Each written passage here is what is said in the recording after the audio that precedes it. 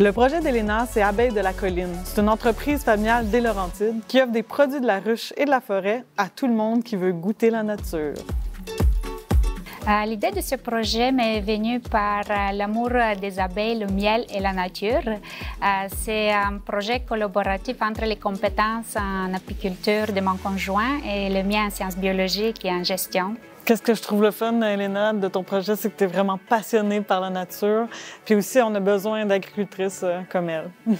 En fait, je suis un entrepreneur vraiment passionné par la science et les abeilles. Je suis aussi un leader inspirante et comme une femme immigrante, je suis résiliente aux défis. Moi, j'ai toujours voulu aider des gens comme Elena, avec tout le parcours que j'ai eu comme entrepreneur. Je trouvais que c'était le fun de pouvoir partager mes connaissances. J'ai décidé de participer au parcours entrepreneurial de l'UQAM pour élargir mes perspectives et aussi pour développer des apprentissages auprès des professionnels et des mentors inspirants. Merci Audrey de croire à mon projet entrepreneurial.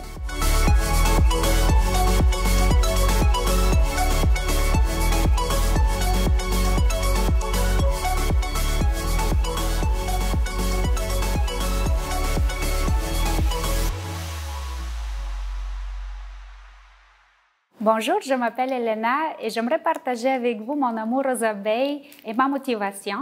Je suis la fondatrice et propriétaire d'Abeilles de la Colline, une entreprise apicole familiale des Laurentides qui a pour mission de transmettre l'amour aux abeilles et l'environnement à travers des produits de la ruche et de la forêt. L'idée de ce projet est enracinée dans mes origines bulgares. En plus, on aime manger du miel. Et en plus, j'ai un bac en biologie de l'Université de Sofia en Bulgarie et un bac en biochimie de l'Université Concordia.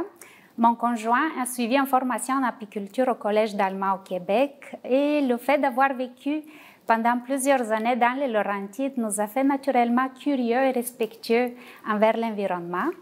De cette manière, au printemps 2016, Abeilles de la Colline a vu ses premiers jours.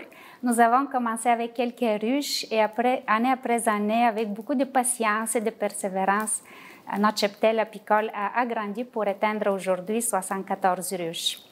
Mes ruches sont situées dans la région d'Argenteuil et Pays d'en Haut, loin d'une pollution urbaine, industrielle, éloignées des grandes artères routières et des zones en agriculture intensive. Mes abeilles bénéficient des ressources naturelles de qualité pour produire du miel de fleurs sauvages, du miel de sapin baumier, la cire d'abeille. On a aussi des chandelles en cire, de la propolis et du pollen. On a aussi un deuxième volet, ce qui est le produit sauvage issu de la cueillette éco-responsable de la forêt. Donc, c'est des herbes sauvages comme les jambes pousses de sapin baumier, le millepertuis et les boutons de rose. On offre aussi des champignons sauvages tels que les chanterelles et du chagan. Mon objectif de participer au programme Étincelle de l'UQAM, c'est de planifier une diversification d'offres et aussi une optimisation de la production pour combler les besoins de la clientèle.